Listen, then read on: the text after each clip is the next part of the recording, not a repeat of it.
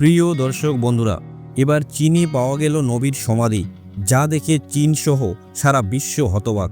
দেশের কিংবদন্তি প্রাচীরের পিছনে একটি প্রাচীন সমাধি পাওয়া গেছে, কিন্তু যা বিশ্বকে বিস্মিত করেছে তা হলো এই সমাধি নাকি এমন এক নবীর যিনি কোনো পবিত্র গ্রন্থে লিপিবদ্ধ নন। তিনি আসলে কে এবং কেন তার দেহ এমন এক এলাকায় রয়েছে যা কখনো নবীর ভূমি হিসেবে পরিচিত ছিল না। 2025 সালে এমন এক ঘটনার সাক্ষী হলো যা চীন সহ পুরো বিশ্বকে কাঁপিয়ে দিল। সব কিছুর শুরু হয়েছিল এক অপ্রত্যাশিত ঘটনায়। চীনের হ্যাবেই প্রদেশের উত্তর অঞ্চলে একটি বড় ভূমিধস আঘাত হানায় চীনের মহাপ্রাচীরের একটি অংশ ধসে পড়ে। স্থানীয় সরকার প্রথমে ভেবেছিল এটি কেবল একটি সাধারণ প্রাকৃতিক দুর্যোগ। দ্রুতই উদ্ধার হলো এবং প্রত্নতাত্ত্বিকদের ঘটনাস্থলে পাঠানো হলো ধ্বংসস্তূপ নিরাপদ করার জন্য, বিশেষত যেহেতু স্থানটি জাতির ঐতিহাসিক ঐতিহ্যের গুরুত্বপূর্ণ অংশ। তবে খনন কাজ শুরু হলে প্রত্নতাত্ত্বিকরা কিছু অস্বাভাবিক জিনিস আবিষ্কার করেন। বড় বড় পাথর ও ঢিপির মাটির স্তূপের পিছনে তারা দেখতে পান একটি বড় পাথরের কাঠামো, যা একটি গুহার প্রবেশ পাথরের মতো। দরজাটি এলোমেলো ছিল না, সেখানে ছিল অদ্ভুত এবং অস্বাভাবিক খোদাই করা, যা প্রাচীন চীনা স্থাপত্য শৈলীর সাথে মিলে না। পাথরে থাকা ক্যালিওগ্রাফি ও প্রতীকগুলোর আকার স্থানীয় সংস্কৃতির সাথে সামঞ্জস্যপূর্ণ ছিল না। যখন ভাষাবিদরা শিলালিপিগুলো পরীক্ষা শুরু করলেন, তারা বিস্মিত হয়ে গেলেন। তারা দেখলেন যে এগুলো লেখা হয়েছে প্রাচীন আরবি ভাষায়। এটি ছিল খুবই রহস্যজনক। কেন চীনের মহাপ্রাচীরে প্রাচীন আরবি শিলালিপি থাকবে? ইতিহাসে ইসলামিক বিশ্ব ও চীনের মধ্যে যোগাযোগের প্রমাণ আছে, কিন্তু এত বড় প্রমাণ আগে কখনো পাওয়া যায়নি। কয়েকদিনের প্রাথমিক পরিষ্কার পরিচ্ছন্নতা ও গবেষণার পর গবেষণা দল ঘোষণা করল যে তারা একটি প্রাচীন ভূগর্ভস্থ কক্ষ আবিষ্কার করেছে। কক্ষটি ছিল বেশ বড়, যা প্রাচীন পাথরের অলঙ্কারে পূর্ণ ছিল, আর মাঝখানে ছিল একটি বিশাল সমাধি ফলক, যাতে খোদাই করা আরবি লেখা এখনও স্পষ্টভাবে পড়া যাচ্ছিল। শিলালিপিতে লেখা ছিল, আল্লাহর নির্বাচিত বান্দা, রাসূলদের রাসূল তার কাছেই ফিরে গেছেন। তার জাতির কাছে তিনি পরিচিত ছিলেন ন্যায়পরায়ণ, ধৈর্যশীল এবং কখনো আল্লাহর সঙ্গে কাউকে শরিক করেননি বলে। সমাধি ফলকের নিচে আরবিতে লেখা ছিল নাম জুলকিফেল বা জুলফেল। এই খবর দ্রুতই বেজিংয়ের কেন্দ্রীয় সরকারের কাছে পৌঁছে যায়। জাতীয় প্রত্নতত্ত্ববিদ, ইতিহাসবিদ এবং সংস্কৃতি ও ঐতিহ্য মন্ত্রণালয়ের কর্মকর্তাদের নিয়ে একটি যৌথ দল সরাসরি ঘটনাস্থলে যায়। সরকার প্রথমে এই আবিষ্কারটি গোপন রাখতে চেয়েছিল, কারণ তারা আশঙ্কা করেছিল এতে অস্থিরতা সৃষ্টি হতে পারে, কিন্তু অনিমেষভাবে এই তথ্য ফাঁস হয়ে যায়। খনন দলের এক সদস্য গোপনে সমাধিস্থলের একটি ছোট ভিডিও ধারণ করে ইন্টারনেটে আপলোড করে দেন।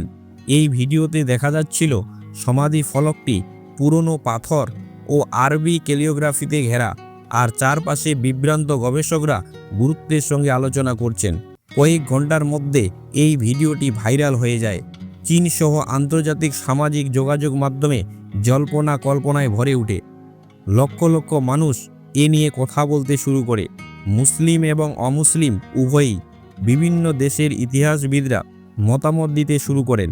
কেউ সন্দিহান, কেউ আবার একে ইসলামের ইতিহাসে এক অসাধারণ মুহূর্ত হিসেবে দেখেন। সবচেয়ে বিস্ময়কর ছিল চীনা জনগণের প্রতিক্রিয়া। মানুষ দূর প্রদেশ থেকেও ঘটনাস্থলে আসতে শুরু করে। তারা চেয়েছিল নিজ চোখে দেখতে কি ঘটেছে। তাদের অনেকেই মুসলিম ছিল না, কিন্তু কৌতূহল তাদের টেনে এনেছিল। কেউ কেউ এমনও বলেছে তারা সমাধির সামনে দাঁড়িয়ে গা শিউরে ওঠা অনুভব করেছে। কেউ বলেছে তারা শান্তি অনুভব করেছে, আবার কেউ বলেছে তারা কোনো অদ্ভুত আহ্বানে সাড়া দিয়ে এসেছে। অন্যদিকে চীনের মুসলিম সম্প্রদায়, যারা দীর্ঘদিন ধরে নিপীড়নের মধ্যে ছিল, তারা একে একই সঙ্গে আবেগময় এবং সুরক্ষিত অনুভব করেছে। এই আবিষ্কার তাদের জন্য প্রমাণ হয়ে দাঁড়ালো যে তারা যে শিক্ষা বিশ্বাস করে এসেছে তার গভীর ঐতিহাসিক ছাপ রয়েছে। এমনকি ইসলামের কেন্দ্র থেকে এত দূরের একটি ভূখণ্ডেও। কয়েক সপ্তাহের মধ্যে বিভিন্ন দেশের হাজার হাজার মুসলিম সেখানে আসতে শুরু করে। চীনা সরকার অবশেষে আর এই তথ্য গোপন রাখতে পারল না। তারা এক সংবাদ সম্মেলনে আনুষ্ঠানিকভাবে স্বীকার করল যে তারা ইসলামী সংস্কৃতির বৈশিষ্ট্যযুক্ত একটি প্রাচীন সমাধি খুঁজে পেয়েছে। তারা নিশ্চিতভাবে বলেনি যে এটি কোনো নবীর সমাধি, তবে একে মধ্যপ্রাচ্যের এক পবিত্র ব্যক্তিত্বের সমাধি বলেছে, যিনি সম্ভবত বহু প্রাচীনকালে চীনে এসেছিলেন। তবে মুসলিমদের কাছে সমাধি ফলকে খোদাই করা জুলকিফেল নামটি কোরআনে উল্লেখিত নবী জুলকিফেলের সঙ্গে মিলিয়ে নিতে বেশি সময় লাগেনি। মধ্যপ্রাচ্য, তুরস্ক এবং ইন্দোনেশিয়ার কিছু আলেমও জানিয়েছেন যে এটি সম্ভবত তারই সমাধি। তাছাড়া ইতিহাসে পাওয়া যায় যে নবী জুলকিফেল ছিলেন অত্যন্ত ধৈর্যশীল নবী এবং কিছু বর্ণনা অনুযায়ী তিনি ফিলিস্তিন থেকে অনেক দূরের কোনো অঞ্চলে মৃত্যুবরণ করেন, যদিও সুনির্দিষ্ট স্থান উল্লেখ করা হয়নি। বর্তমানে সমাধিস্থলের পরিস্থিতি নাটকীয়ভাবে বদলে গেছে।